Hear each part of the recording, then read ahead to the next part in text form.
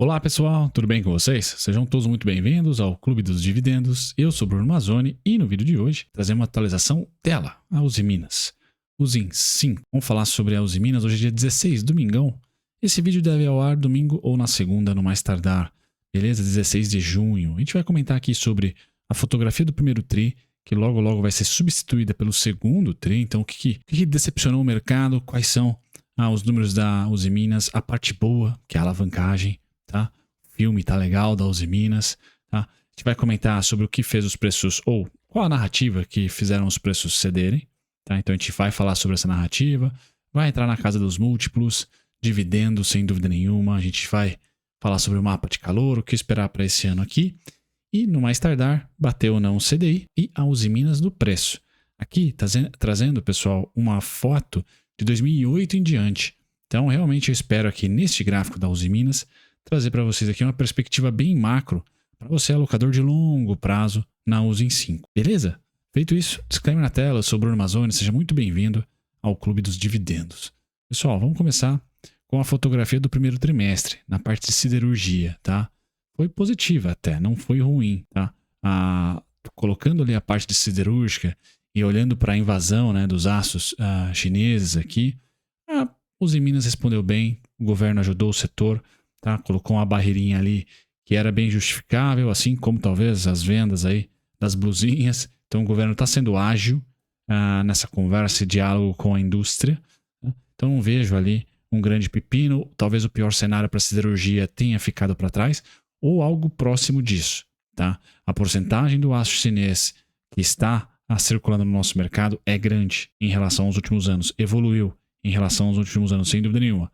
Mas já há medidas do governo para equalizar um pouquinho mais essa inundação da oferta de aço, tá? E aí, pessoal, entrar no aço longo, aço curto, isso tudo demanda um pouco mais de expertise, tá? Os vergalhões, etc. Os aços especiais, principalmente você na Gerdau. Mas olhando aqui, né, pro macro, acho que o pior já passou, que foi a queda do dólar, invasão de muito aço chinês aqui, depreciação dos preços. Agora não, a gente vê um mercado um pouquinho mais estabilizado, tá? E com maior proteção aqui no Brasil. Então, a Usiminas no primeiro TRI tem um bom resultado das vendas de aço, tá? Um bom resultado mesmo. Quando a gente olha para a receita ali, ainda não estopou, ou seja, ainda não parou de ceder, ou seja, vendeu a quantidade correta por um preço menor. Tá? Isso é ruim. Mas a gente já pode perceber que há uma diminuição da queda, da velocidade da queda da receita. Então, a gente sai lá de 6,4 para 5,5 de 2023 para cá, tá? A gente deve ver, principalmente se contarmos em relação aos últimos 3 trimestres, uma desaceleração dessa receita, tá? Menor, talvez até uma aceleração, tá? Em algum momento, beleza? Então é bem importante ver como é que está o mercado de construção civil, como é que está o mercado automobilístico, tá? São duas grandes indústrias aí que são clientes, né? Consumidores do aço, e a Usiminas, eu não vou trazer nesse vídeo aqui, mas ela tem 90%, 80 e tantos por cento da sua receita originada aqui no Brasil. Então a gente vai depender de PMIs, né, fortes de manufatura. Isso é importante. Indústria vindo forte, não só serviços. Esse é um desafio da economia brasileira como um todo. A empresa se aproveitou, teve um aproveitamento muito bom de 2020 e 2021. Aproveitou juros baixos, depois aproveitou inflação, repassou isso com muita facilidade, tá? Então, só quero dizer que o ciclo da siderurgia nacional pode ter chegado no seu fundo do poço, tá? Ou se não chegou, na minha opinião, está próximo do mesmo. O que desapontou foi o minério de ferro. Então, o minério de ferro foi muito ruim. Só que aqui, pessoal, a foto do primeiro TRI pode ter sido ruim. Do segundo, a gente tende a ter uma recuperação. China não decepcionou no segundo TRI e nós tivemos, sim, né, aqui, vendas de minério de ferro, parte boa é exportação. Então, aqui é importante. Tá? Aqui nós vamos ter um preço equilibrado, um preço até melhor, tá? Do minério de ferro, e sem dúvida nenhuma o câmbio ajudando. Então aqui é uma parte bacana, a gente deve ter uma compensação bacana, onde talvez minério e setor siderúrgico sejam beneficiados no segundo TRI, tenham um resultado interessante. Pessoal, isso é o que o Bruno fala, tá? Mas a própria companhia gerou um guidance que falou o oposto. Olha, se você não gostou do primeiro TRI, o segundo TRI pode ser ainda pior. Tá? Então já chego nesse artigo que, na minha opinião, fez com que os preços desabassem, tá? No curto prazo.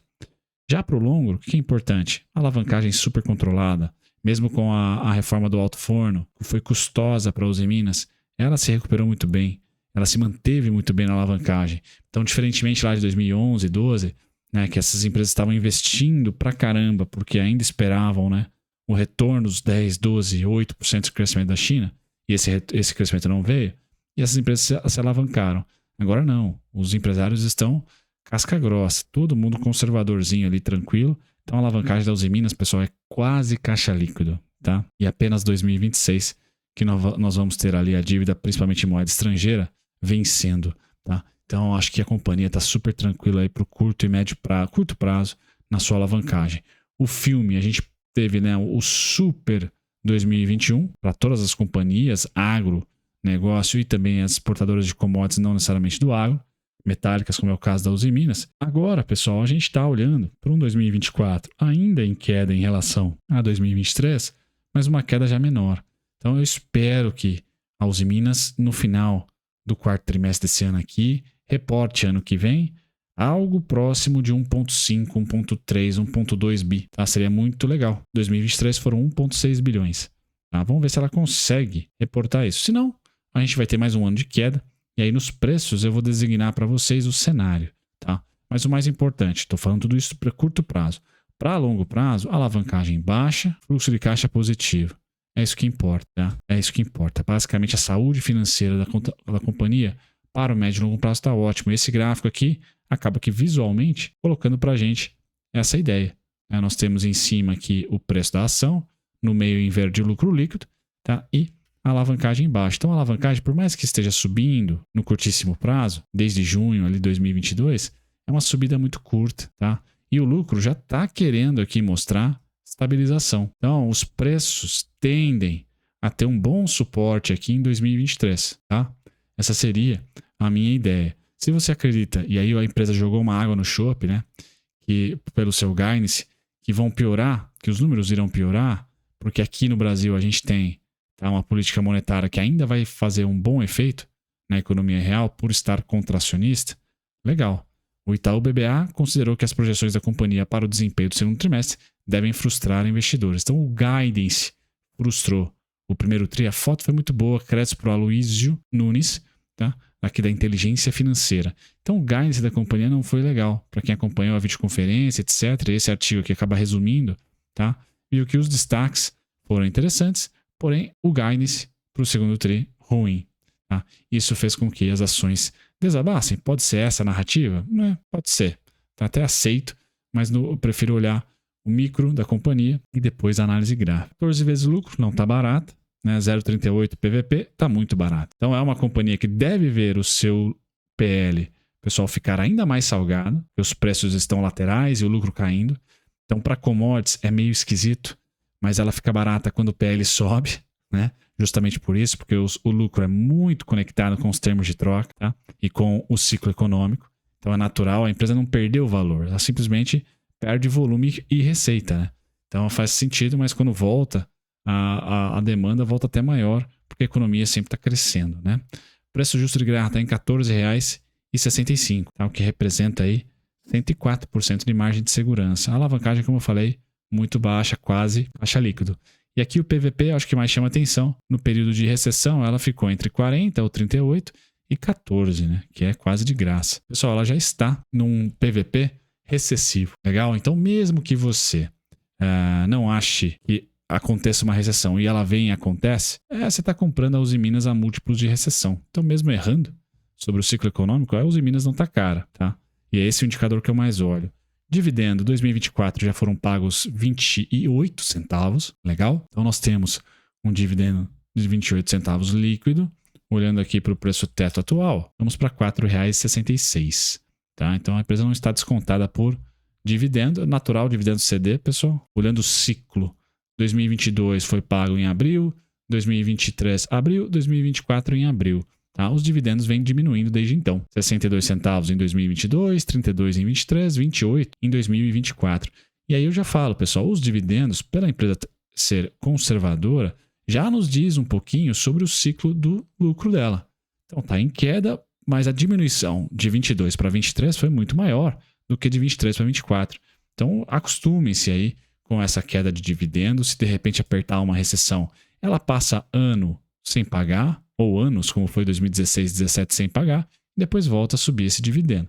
Então, os Minas, para dividendos, você tem que ter um horizonte ali de 5 ou mais anos, para você passar por todo um ciclo econômico e surfar o próximo, tá? Que é o mais importante. Bateu o CDI? Bateu o IMAB? Não, pessoal, foi um péssimo investimento. Os Minas subiu apenas 260%, CDI 240, os Minas 257, CDI 740 e o IMAB, inflação longa aí, é 1.256. Então, inflação longa vencendo tranquilamente a Uzi Minas. No preço, pessoal, análise gráfica para vocês. Tá? Acho importante fazer análise gráfica de empresas de commodities, porque a oscilação, a volatilidade é muito grande. Bom, vamos lá. O desconto para quem tem um cenário igual ao meu, que é de estagflação, juros neutros nos próximos anos, a Uzi Minas estaciona o seu desconto em 4,18. E tem, além dos 4,18, os 5,13, os 6,11 e os 6,30. Ela está muito próximo do seu desconto. Ponto final. Preço teto, 8,71, independentemente do seu cenário. Recessivo, expansão, etc. E eu posso utilizar, graças à queda desse primeiro TRI e segundo TRI, tá? O 8,70 para cima, como sendo o preço teto. Então já tem ali um certo desconto, estamos falando de uma ação a 7,18, e que para mim vai ter ali os principais descontos apenas dos 6,30 e 4,18. Mas como o preço teto é de 8,70, ok. Tá? Não tiraria da minha lista de compras mensais, por exemplo, se eu invisto nela para longo prazo, a Uzi Minas. Eu só estaria diminuindo um pouco. Se eu tenho R$100 para comprar de Uzi Minas por mês, eu estaria na casa ali, pessoal, dos 40, 50, metadinha. Tá? Na expectativa que ela ceda aos 6,30, pelo menos, até os 4,18. Beleza, esse é o meu cenário. Tá? Quem está para expansão, otimista, tá descontada já, os suportes são os mesmos, tá? E aí você pode utilizar, ao invés do 9,22, 8,70, o 11,53 como preço teto. Ou seja, a partir dos 11,53 você para de comprar fortemente e começa a diminuir a intensidade das compras. Os alvos estão na tela para vocês, que vão dos 15,56 até os 25,83. Beleza? Recessão, tá? Quem está com o cenário de recessão, tá? Você tem à esquerda do gráfico um bom retrovisor para isso. Tá? Por quê? Você olhando aqui para a crise de 2008, e ela está deflagrada no gráfico aqui, e fazendo também análise com a crise de 2020, nós tivemos um rebote em 2008, 2009, muito mais fraco do que o rebote de 2020, tá? Muito mais fraco, porque aqui nós tivemos queda do dólar e alta das commodities, aqui nós tivemos alta do dólar e alta das commodities, então favoreceu muito o repasse de inflação. E aí 2010, 11, 12 foi aquele chororô, tá? Bom, agora é o seguinte, nós caímos também, como 2011 e 12, e estamos em um momento muito parelho com 2012 e 13, né? Nessa fase aqui de preços. Opa, e aí, vamos ter estagflação, recessão, mau humor ou bom humor? Bom, nós estamos agora nessa fase, minha opinião, até na mesma precificação, área, região de mesma precificação. Então, como que eu me comporto aqui como investidor? No certinho eu compro mais, no xizinho aqui eu compro menos. Vendo call, compro put, etc. Eu designo essas faixas atuais como sendo 4,18 a 6,30 compro mais, 8,70 a 11,60 compro menos. Ponto final. E aí qual que vai ser o próximo ciclo? Se vai ser recessão de 2015, tá? Ou se vai ser volta do crescimento? Aí eu não tenho bola de cristal. Mas a minha atitude como investidor seria essa. Aumentar a partir dos 6,30, diminuir a partir dos 8,70. Ponto final. E quem está com um processo recessivo na cabeça, como cenário base, aí você pode, de fato, aproveitar compras em 6,30? Sim. A partir dos 6,30? Sim. Mas guarde um cascalho para 2,15, 1,60. Então você não estaria aumentando muito as suas compras aqui, porque você precisa de um cascalho para comprar mais a partir dos 2,15. Beleza, pessoal? É isso. Essa foi a atualização da Uzi Minas. Espero que vocês tenham gostado. Um grande abraço. Tchau, tchau.